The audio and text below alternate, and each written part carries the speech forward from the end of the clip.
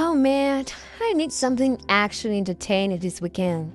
Maybe I'll watch one of those big football matches everyone keeps clocking about. You mean the championship? I don't know, is that the one? Well, Real Madrid's facing Barcelona. Could be dead. Perfect. Uh-huh. I've already binge-watched Netflix into the ground. Okay. I even watched that Swedish slow burn where the guy stares at a chair for 4 episodes. Gosh, You need help. I need bloodbath. Give me old school rivalry. Give me chaos. Might want to lower expectations. We're only about some arms of what they used to be. Ever since Mbappé experienced that internal restructuring of labor flow assets, the team's kind of played like differently able dog with vertigo. What the hell did you just say? What?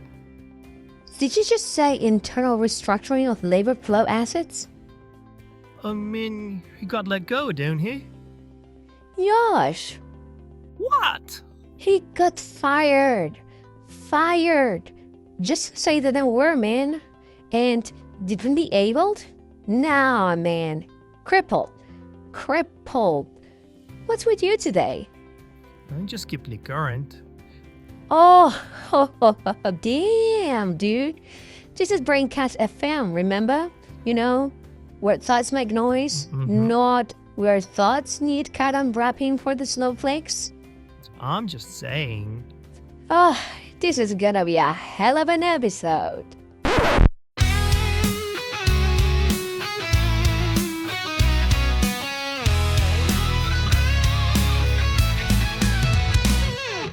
Braincast FM, where words make noise.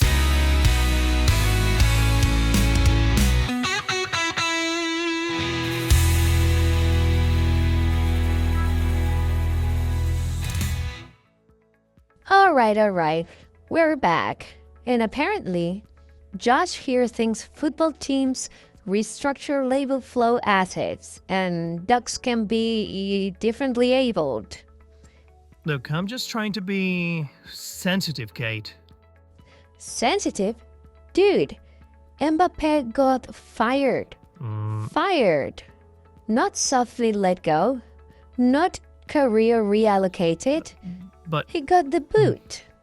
And differently abled dogs? Seriously, man. Crippled dogs. Half mobile dogs. Built for sitting dogs. okay. Using all of this soft language, it doesn't fix the problem or make it less real. God, people, why do we keep doing this to society? Why this obsession with sugarcoating everything? Didn't we learn anything from George Carlin? You're gonna get us canceled one of these days. And George, who? This is Braincast FM, baby. Unfiltered, raw, honest, no nonsense. You came to play soft? Wrong field. Fair, but remind me to carry a disclaimer before every metaphor I use. But I get it, Josh. You're just too polite. Vincent's net. For your own good, that is. Still, let's give this topic a serious shot. George Carlin once said, euphemisms are a symptom of a sick society. They cover up reality instead of dealing with it. You know, one thing they always had in common with George Carlin, he once said, I don't like words that conceal reality. I don't like words that hide the truth. Like changing blind to visually impaired doesn't magically fix someone's sight problem. Okay, yeah, he doesn't fix everything, but he can still make the person feel less bad. Because, come on, Kate, people do use this term to make someone feel inferior. But that's just it, isn't it? Changing the word just so the other person doesn't feel uncomfortable? That's like hiding the whole damn fact. Calling it something else doesn't make the problem less problematic. Oh. It just puts a soft little sticker over a cracked mirror. Yeah, but words do shape how people see themselves. There's power there. There's also power in being real, honest. If your self-worth is that fragile, it depends on what other people call your situation, then we got bigger problems. But Kate, come on. Many adults clearly do need these trainings. Some people are just rude or were never taught how to act on others. Isn't the goal to help those people get along better? Yeah, that sounds noble, sure. But there's one thing, Josh. There's a difference between basic decency and manufactured niceness. If someone's a jerk, fine, call it out. Deal with it. But turning workplaces into sensitivity boot camps where everyone gets a gold star for not offending someone, that's just forced behavior. That's pretending. And pretending 24/7 drains the soul. But wouldn't a little pretending be my better than slang. people constantly offending each other? After all, we all greet our neighbors when we pass them by, don't we? We ask, "Hi, how are you?" And they go, "Hi, good. And you?" "Yeah, good too." And then we move on. We all know that we don't ask, "How are you?" because we truly want to know about the lights, their problems and all. We do it because it's a basic courtesy, as having good manners. Isn't this all the same to him? Isn't it about getting good manners? Yes, Josh, I get what you mean. But saying, how are you, isn't pretending. It's social shorthand. Alright. We all know it's small talk. Nobody takes it seriously. It's more like a ritual, not a lie. But when companies start hiring culture managers to teach drone adults how to speak, act, and even think, that's no longer manners. That's manipulation, plain and simple. That's not just pretending to be polite. It's reshaping people's mental software so that they don't step out of line. It's training people to be agreeable by default. Well, isn't that just the evolution of etiquette? No. Etiquette is chosen. It's a code. What we have now is enforced mood control. Say this, don't say that, use this word, avoid these expressions. It's not about being polite, it's about being palatable. And to me, that's creepy as hell. I don't know. I just want to keep the peace, Fate. But pretending isn't peace, Josh. It's suppression. It's exactly why Gen Z can't deal with rejection anymore. They have grown up thinking every conflict needs a trigger warning and every word needs to be safe. Okay, yeah. I have heard stories. Oh, I have heard more than stories. There have been cases, real ones, where a Gen Z adult brought their parents to a job interview. Their actual mom and dad. What the hell is that? How do you go from baby formula to full-time salary if you can't even sit through a 20-minute interview without your mom holding your hand? Yeah, okay, that's wild. It's not wild, Josh. You laugh, but it's sad. It's what happens when we keep putting training wheels on life for people who should already be riding. Everyone talks about empowerment, but the truth is, we are raising adults to panic if someone says the word no to them. Yeah, okay, but don't you think there's some value in avoiding unnecessary pain? I mean, nobody wants to rate kids or employees who are miserable or feel like crap every day, right? I'm not advocating for pain, Josh. I'm saying pain is unavoidable. You don't get to dodge it just because someone's feelings might get burst. That's not cruelty. That's life. Okay. And if we build a whole system around avoiding discomfort, what happens when real hardship hits? I guess you think this whole soft serve culture is building people who are emotionally, what, fragile? Fragile, yes. Emotionally wrapped in a bubble wrap. And then we wonder why anxiety and depression are sky high. You can't cuddle someone into resilience, it doesn't work. I get where you're coming from, Josh, really, but think about it. Why are we seeing so many people now just quitting jobs over emotional strain, or worse, choosing the easy way out when life gets heavy? You mean giving up completely? Yeah, and you know what's messed up? I even have to say choosing the easy way out because we are on YouTube and certain words get flagged, demonetized, or outright banned. Like, just saying a real word about a real problem is considered dangerous now. Yeah, I guess it's a form of moderation, though. No, Josh, it's a form of control. This is what happens when we start obsessing over safe language. At first, it's about not offending people, then it becomes about not talking about things at all. That's not kindness, that's censorship. And worse, it creates this illusion that if we just word things better, the pain will magically go away. But some people might genuinely feel better with softer terms. And then what? We keep softening language until reality disappears? Come on. We've already replaced unemployed with involuntarily leisure bound or some crap. Where does it end? Where does it stop, Josh? Seriously, are you gonna come in tomorrow saying you ate something bad and your tummy hurts so much that you feel like you're gonna, what? Have an involuntary bowel movement? Oh no, I can't say I shit my guts out. That might offend the toilet.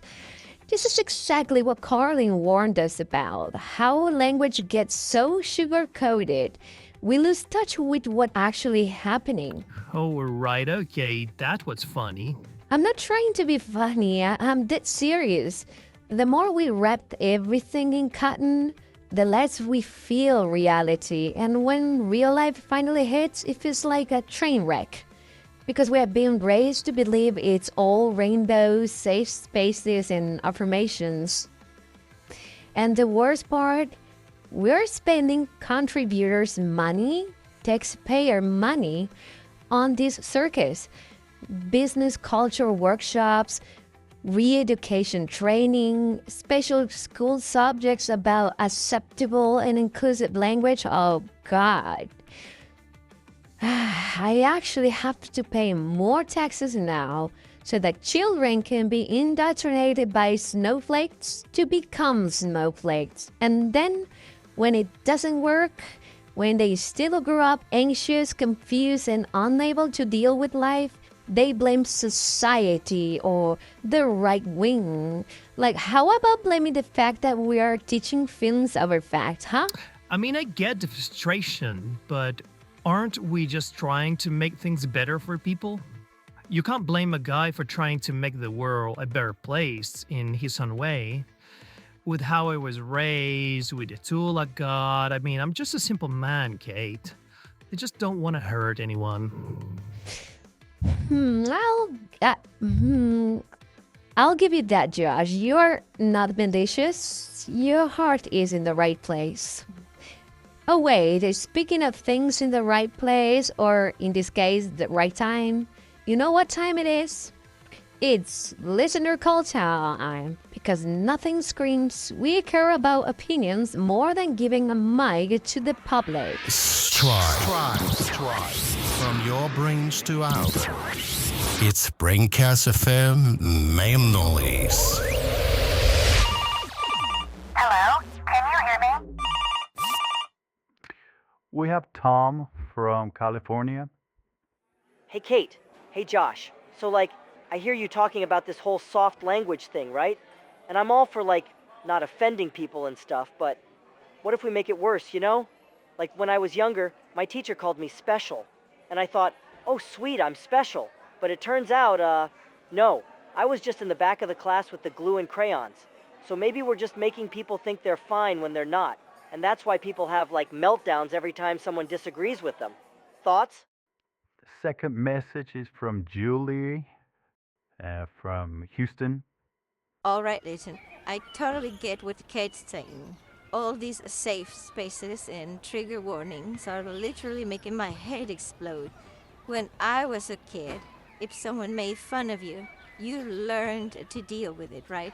Now, kids are crying if someone says boo. I mean, what happened to just telling someone to get a thicker skin and the parents so, my God. Don't even get me started on those helicopters parents. If my mom showed up at my job interview, I would have quit on the spot. Honestly. The next one is Finn from Dublin. Aye, so I've been hearing you lot going on about these snowflakes. And I'll tell ye this straight. When I was a lad, me'd call me a bloody disgrace if I so much as dropped a nail. And did I cry about it? Hell no. I tightened me belt, took me lumps, and got on with it. Now you've got folks needing therapy over a harsh word. Bah, the world's gone soft, I tell you. Talking like porcelain dolls afraid to bruise a feeling. Grow a spine for feck's sake.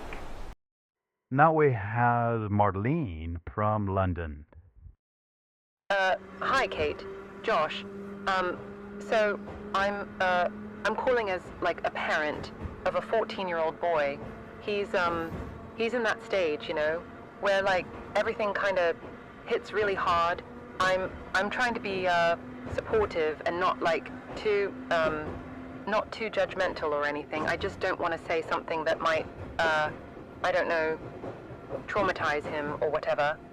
So, okay, the other day, he came home crying. I didn't know why at first, but then, I found out later it was because this girl he likes, told a friend that she doesn't like boys from the city. She's from, like, the countryside, and that was, like, all it took. And I just stood there like, okay, what do I do now? Do I tell him to, you know, toughen up? Or do I just let him cry it out? I want him to learn to, like, deal with rejection and stuff, but I don't want to seem, cold or, like, you know, scar him emotionally. I don't know. Where's the line? Like, where's the balance? That last one? You know what? I would like Josh to take that on. What do you say, Josh? Do you mind? Sure, I don't mind. Marlene, was it? Marlene, was it? Marlene. I'm not a parent and definitely not a mom, but I was a teenage boy once. And I remember how those little things felt like the end of the world. Your son probably feels humiliated even if he doesn't say it. So maybe don't push him to talk about it just yet. Maybe you can give him some space, but be present. I don't know, make his favorite meal one day, or sit beside him when he's watching a show. Try asking about something he likes, maybe. It's those quiet, caring actions that stick with a boy, you know. Believe it or not, those little things, they whisper to us louder than most words ever could. I hear that, Josh. I really do. But I am a little bit more blunt, Marlene. I would sit my son down and say, so the girl doesn't like city boys. Big deal. That's her loss. You may not have her, but that doesn't mean your world crumbles. There are plenty of girls who would kill for a guy with your heart. Then I'd say, she hurt your feelings? Okay, deal with it. Life's gonna hurt you again and again.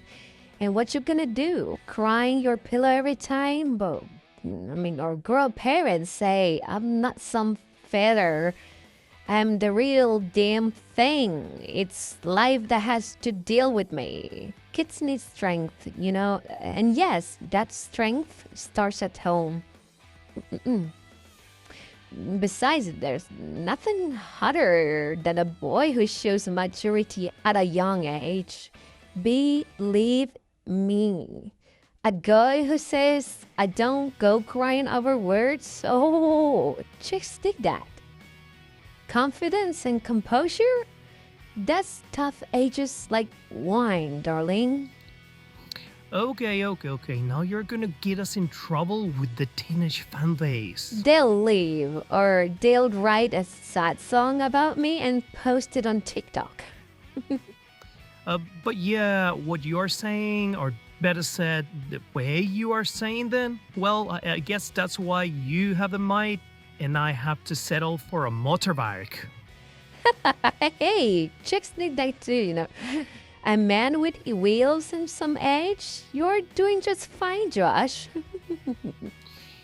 Phew, for a second I thought you would trade it for a poetry book. Ooh, motorbike and poetry. Now that stinks. Right around, I'm kinda neat. This moment meets a soundtrack. Oh, come on, really? Now that's an entrance. See, even the sound guy gets me.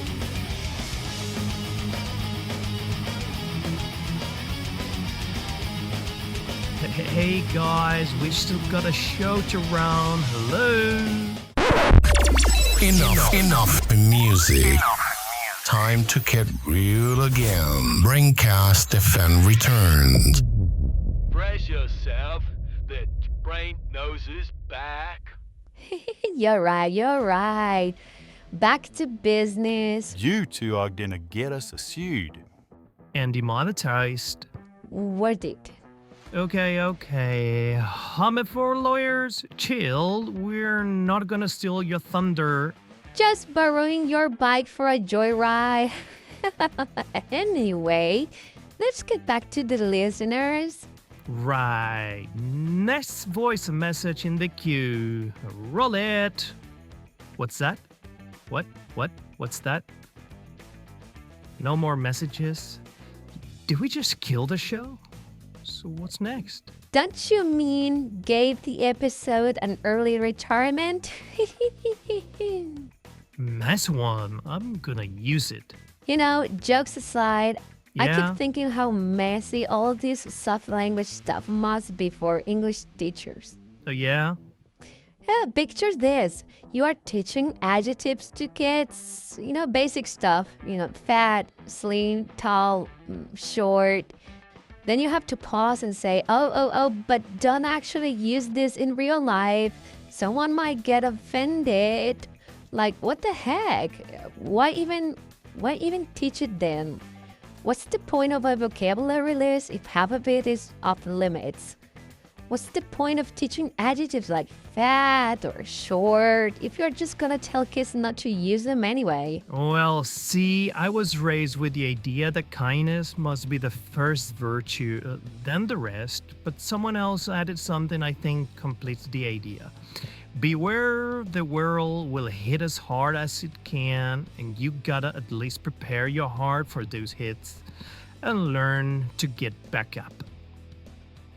Like, I'm not saying we should be overly kind or overly tough. There's a time for both, and all an honest, humble man can do is seek that balance.